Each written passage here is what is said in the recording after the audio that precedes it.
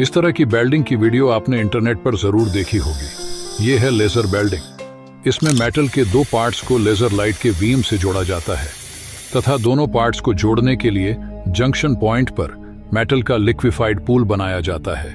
ये आम वेल्डिंग से काफी अलग है।